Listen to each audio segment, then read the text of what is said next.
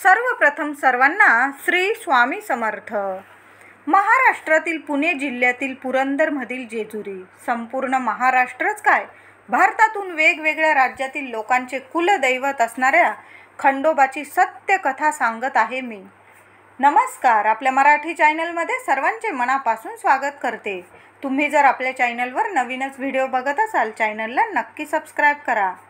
पंढरपूरचा विठ्ठल, कोल्हापूरचा ज्योतिबा आणि जेजुरीचा खंडोबा या कुलदैवतांना मानणारे लाखो भक्त आहेत. सगळ्यांना माहीत आहे का जुनी जेजुरी आणि नवीन जेजुरी? जुने स्थान हे कडे पठारावर आहे आणि जुन्या स्थानावरून देव नवीन गडावर कसे आले याची छानशी गोष्ट मी थोडक्यात सांगणार आहे तुम्हाला. सत्य गोष्ट आहे, नक्की ऐका. कित्येक वर्षापूर्वी खैरे नावाचे भक्त होते आणि ते खंडोबा देवाची भक्ती करत होते. अपार मनापासून भक्ती होती खंडोबावर त्यांची. दररोज करेचे पाणी घेऊन जुन्या गडावर कडे पठारावर घालायचे, पूजा अर्चा करायचे. त्यांचा रोज नित्यक्रम होता. असं करता करता त्यांचं वय झालं, म्हातारे झाले ते, म्हणून रोज त्यांना तिथे जाणे शक्य होत नव्हते. तर एक दिवस पाणी घेऊन देवाची पूजा अर्चा करण्यासाठी ते गेले आणि देवाकडे प्रार्थना केली, हे खंडोबा देवा, मला आता तुझ्यापर्यंत येता येत नाही, तूच माझ्या घरी चल ना देवा. देवांनी ते मान्य केले. प्रत्यक्ष दर्शन देऊन देव त्यांना म्हणाले की मी तुझ्या घरी येईन, परंतु तोपर्यंत तू मागे वळून बघायचं नाही. मला वचन दे, जेव्हा तू मागे वळून बघशील त्याच ठिकाणी मी येऊन थांबेल, तेथेच थांबेल.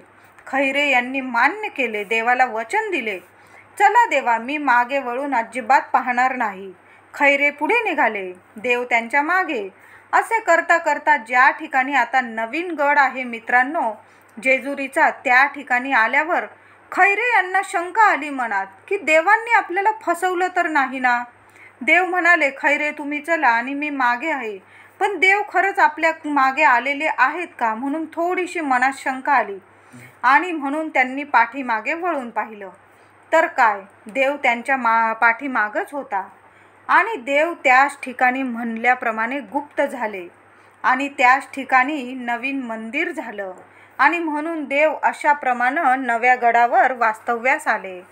अजून एक कहाणी छानशी सांगते. खंडोबा देव जेजुरीतच का आले कडे पठारावरती? खंडोबाचा अवतार खरं तर शंकरांचा देवादिदेव महादेवच खंडोबा आहेत. भरपूर हजारो वर्षापूर्वी लवथळेश्वर आहे त्या ठिकाणी डोंगरावरती मोठमोठे ऋषीमुनी राहत होते आणि त्या ऋषीमुनींना 2 राक्षसांनी त्रास देण्यास खूप सुरुवात केली.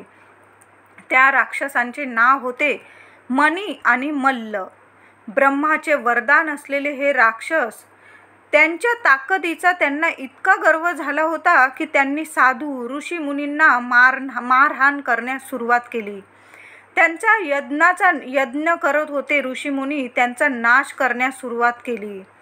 खूप त्रास द्यायला लागले ते 2 राक्षस ऋषीमुनींना. म्हणून ऋषीमुनी लवथळेश्वरमध्ये आश्रय घेतला. त्यांनी लपून बसले बायका मुलांसकट.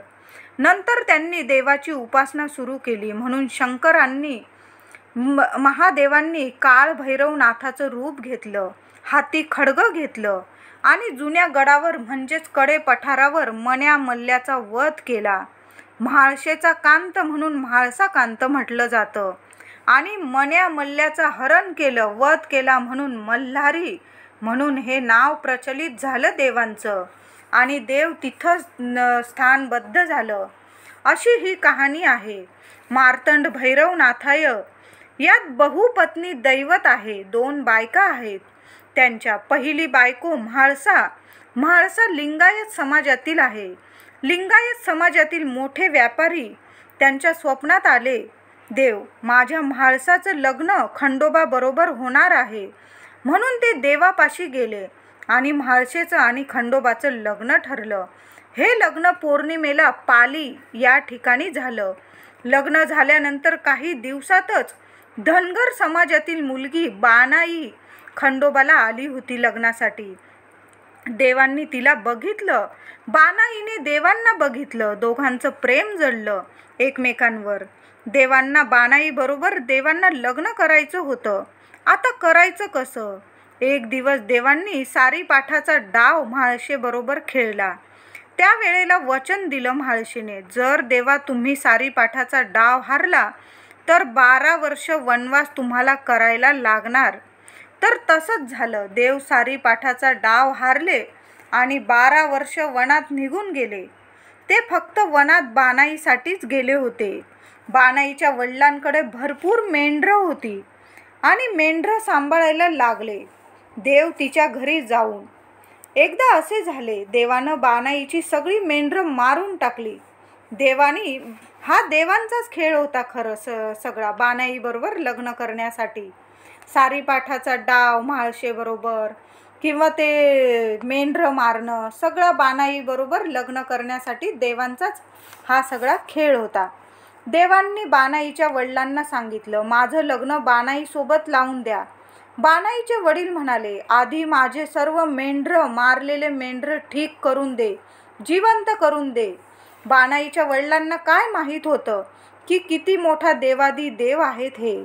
देवांनी आपल्या हातातील भंडारा उधळला टाकला त्या मेंढरांवर आणि सर्व मेंढरं परत उठून उभी राहिली आणि चालायला लागली. नंतर बानाईचं लग्न देवांबरोबर झालं. अशी ही सुंदर अशी कहाणी आहे मार्तंड भैरवाची. महाराष्ट्रातील प्रत्येक समाज देवांवर जीवापाड प्रेम करतो. देवांवर फार मोठा विश्वास आहे धनगर समाजाचा. प्रत्येक समाजाचा देवांवर फार विश्वास आहे. सोमवती अमावास्येला धनगर समाजाचे लोक खंडोबा दर्शनास येणारच. अपार श्रद्धा आहे त्यांची देवांवर. मेंढ्या घेऊन कुठेही जाऊ दे, त्यांच्याकडं असतो तो फक्त खंडोबाचा भंडारा. रात्री मनापासून भंडारा उधळणार आणि निवांत जिथे आहे तिथे झोपणार. प्रत्येक संकट खंडोबा अडवतात. म्हणून देवांवर एक निष्ठेने श्रद्धा, भक्ती, विश्वास ठेवा आणि स्वतःजवळ फक्त देवांचा भंडारा ठेवा. येळकोट येळकोट जय मल्हार. खंडोबाच्या नावानं चांग भलं.